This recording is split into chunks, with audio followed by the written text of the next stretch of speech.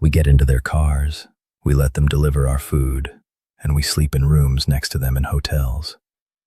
We rely on a social contract that says, I won't hurt you if you don't hurt me. But what happens when you meet someone who never signed that contract? What happens when you meet someone who sees you not as a person, but as an opportunity? Tonight, I have 4 terrifying true stories from people who looked into the eyes of a stranger and saw nothing but darkness. Turn off the lights, lock the windows, and let's drive into the nightmare. This first story comes from a rideshare driver named Ben.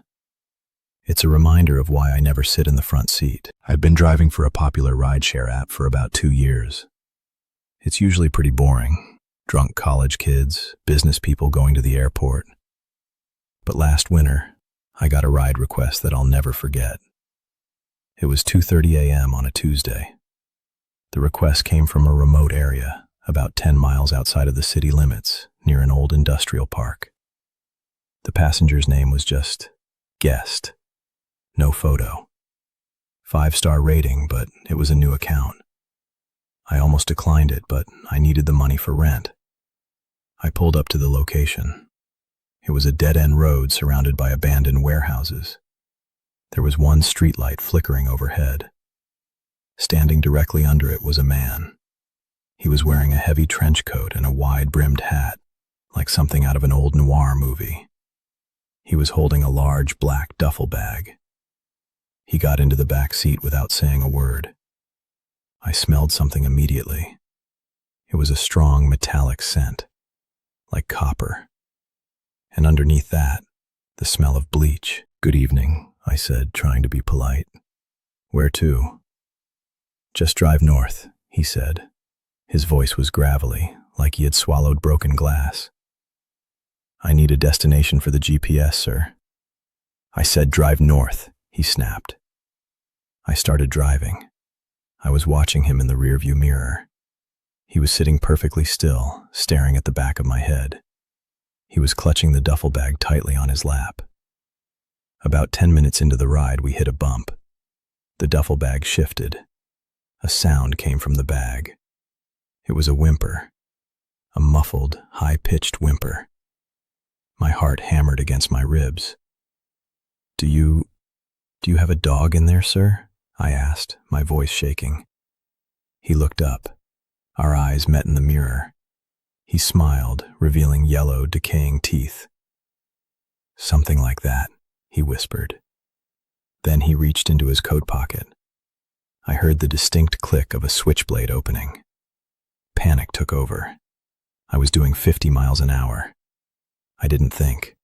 I just reacted. I slammed on the brakes as hard as I could. The car screeched to a halt. The man was thrown forward into the back of my seat. I unbuckled my seatbelt, threw the door open, and sprinted into the cornfield next to the road. I didn't look back. I just ran until my lungs burned. I called the police from a farmhouse a mile away. When they got to my car, the back door was open. The man was gone. But he had left the duffel bag. The police wouldn't tell me exactly what was in it. All the officer said, with a face white as a sheet, was that it wasn't a dog. And it was still alive. I sold my car the next day. I take the bus now. The next story comes from a woman who works as a night auditor at a budget motel. Working the night shift at a motel is 90% boredom and 10% terror. You meet all kinds of drifters and insomniacs. Last October, a man checked in around midnight. He was nondescript, average height, brown hair, wearing a gray suit. He paid cash for 2 nights. He requested a room on the ground floor, at the very end of the hall, near the emergency exit. Room 108. Everything was normal until the second night. Around 3 a.m., the guest in room 106 called the front desk. "You need to send someone down here," she said, sounding annoyed. "The guy in 108 is making weird noises. It sounds like he's drilling something." I apologized and walked down the hall. Sure enough, as I got closer to 108, I heard a mechanical whirring sound. Whir, click. Whir, click. knocked on the door. "Sir, this is the front desk. We have a noise complaint." The noise stopped instantly. "Sorry," a voice called out from inside. "I'll keep it down." I went back to the desk. An hour later, the phone rang again. "Room 106. "He's not drilling anymore," the woman whispered, terrified. "Now he's talking to someone. But he's screaming.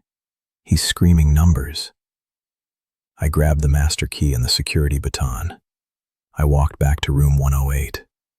I could hear him through the door. He was pacing back and forth, muttering. 42. The bone snaps at 42 pounds of pressure. No, that's not right. Try 50. My stomach turned. "Sir, open the door or I am calling the police." Silence. Then, the sound of a heavy window sliding open. I used the master key and pushed the door open. The room was empty. The window was wide open, the screen slashed. But the room itself was a nightmare. The walls were covered in taped-up plastic sheeting, like a kill room from a movie. On the bed, there was a collection of surgical tools laid out in perfect rows. And on the desk, there was a notebook. I looked at the open page. It was a list of names. My name was at the bottom of the list. Next to my name, he had written, "Night shift. Alone. 3 a.m." He hadn't been drilling into the wall. He had been drilling a peephole into the room next door. And he had been watching me on the security cameras the whole time. The police never found him. But sometimes, when the lobby is quiet, I get the feeling that someone is watching me from the darkness of the parking lot, waiting to finish his list. This third story is about the hobby of urban exploration. It's fun to explore abandoned places until you realize they aren't abandoned.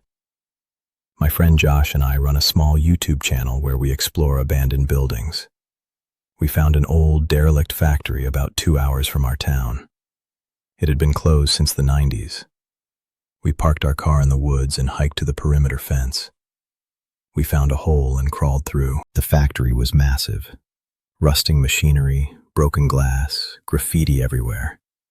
It was creepy, but cool. We had our flashlights and GoPros running. We made our way to the basement levels. The air down there was stagnant and cold. "Did you hear that?" Josh whispered, stopping in his tracks. "Hear what?"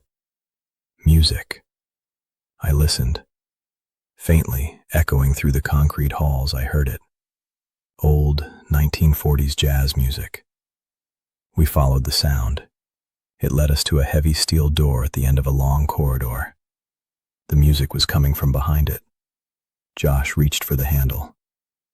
"It's probably just a squatter playing a radio," he whispered. He pulled the door open. It wasn't a squatter. The room was lit by hundreds of candles. In the center of the room, there was a pristine dining table set for dinner. Fine china, silverware, wine glasses. Sitting at the head of the table was a mannequin. It was dressed in a tuxedo. But the face wasn't plastic. It was dried skin. Someone had skinned a face and stapled it onto the mannequin's head. And sitting across from the mannequin was a real person. A man, naked, emaciated, rocking back and forth in his chair. He was holding a fork, but he wasn't eating. He was stabbing the empty plate. Clink, clink, clink. Josh gasped. The man stopped stabbing. He slowly turned his head toward us. His eyes were wide, unblinking, bloodshot. He smiled.